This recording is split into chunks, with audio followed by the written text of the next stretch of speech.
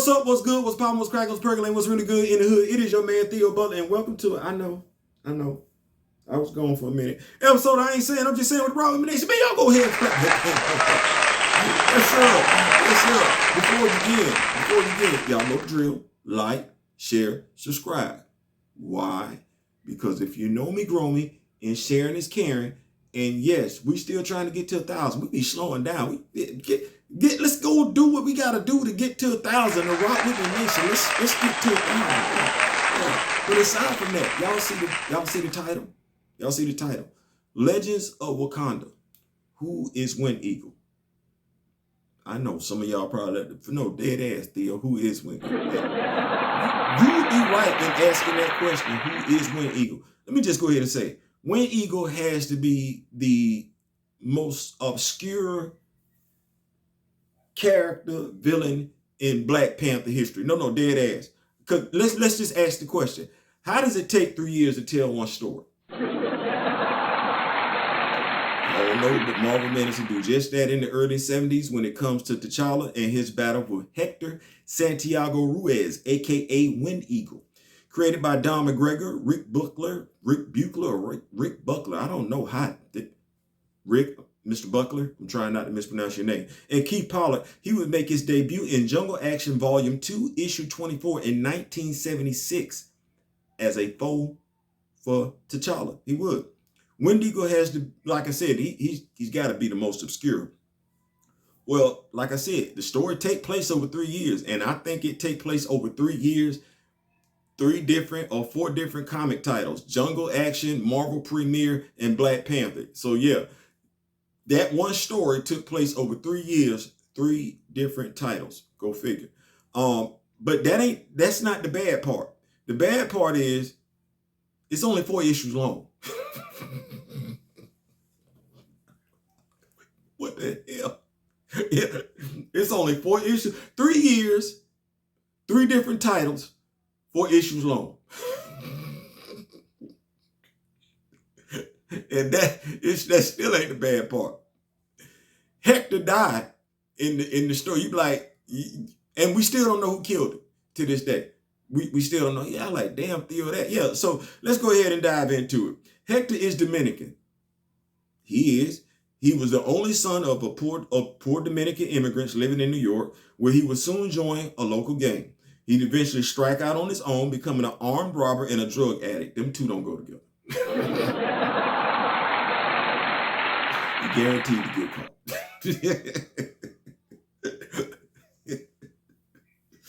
you guaranteed. And he did. He got caught. Like I said, he got caught, and he went to jail, which is where Hector would eventually find himself. You know how people go to jail and find themselves and everything. So Hector tapped into his spirituality.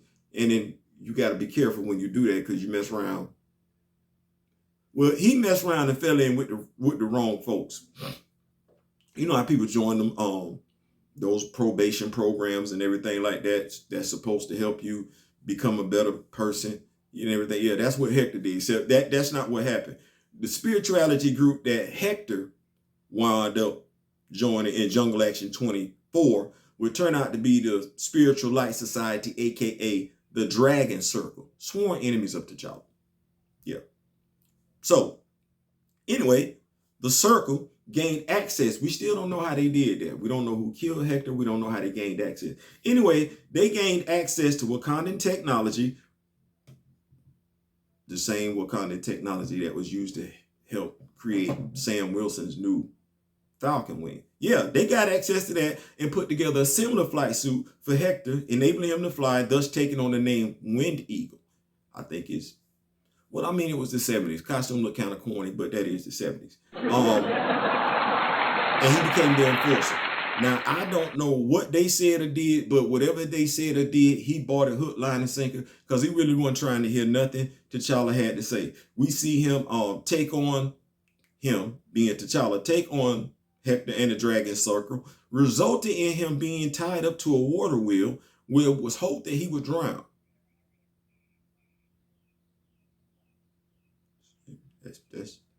That's definitely a way to go about it. The issue ends with T'Challa staring up, though, because T'Challa does break free. This T'Challa that we talking about. The issue is with T'Challa staring up at Wind Eagle, who is staring on the cliff, gazing down at T'Challa. That story ends right there. That's the end of the Black Panther series. That's the end of Jungle Action. The story stopped right there. Say to be continued. Anyway, T'Challa is Quoty Fingers kidnapped for I don't know how long, but like I said, this story, it ended right there. That was the last issue for Jungle Action. It was. Supposedly T'Challa get kidnapped, his memory's wiped.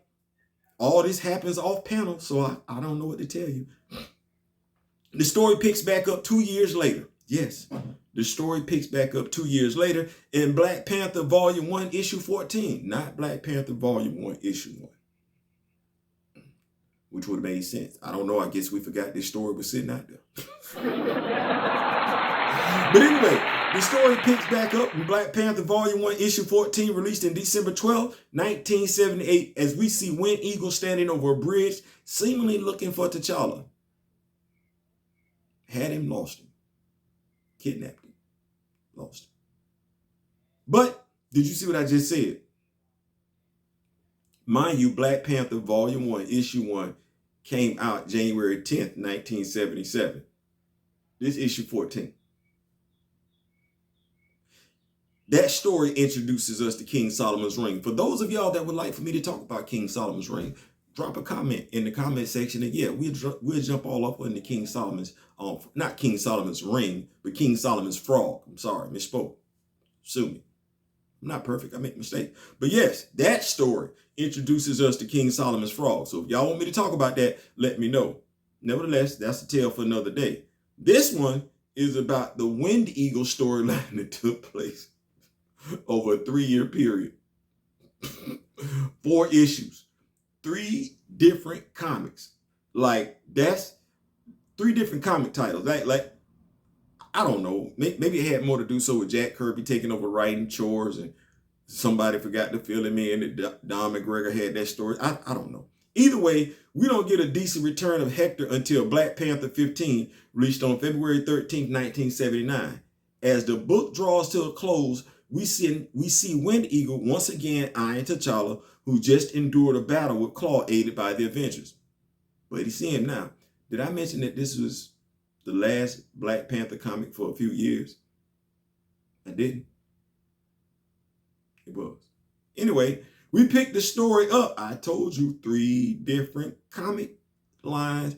So we picked this story up in Marvel Premiere Volume 1, Issue 51, where Wind Eagle once again attacks T'Challa without the aid of the Dragon Circle. Now he tried it this time because he's easily defeated.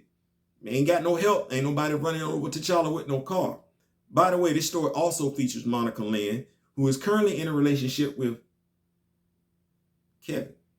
There's a mystery involving Monica's sister, which is tied into the Dragon Circle, but that's a story for another day. The 2 of them work on jogging T'Challa's memory back when they are attacked by Wind Eagle again. Like, Wind Eagle want to smoke. He keep wanting to smoke. It's why you got to be careful when you always want to smoke. Sometimes the smoke be wanting you. Anyway, he's easily outmatched when facing T'Challa alone, and his people don't like to lose. So what happens next? Wind Eagle is taken out by a sniper. Has to be a pretty good sniper too, because he shot Hector while he was flying in the air, like not while he was standing still. No, yeah. So he did that. I'm thinking T'Challa should have went to try and catch Hector. Nah, he went to go try and find the sniper. Notice I said try and find the sniper.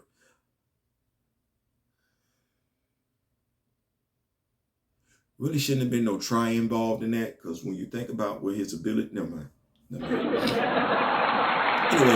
Wind Eagle falls to his death, and that is the complete story of one Hector Ruiz, aka Wind Eagle, in Marvel Premiere number 52.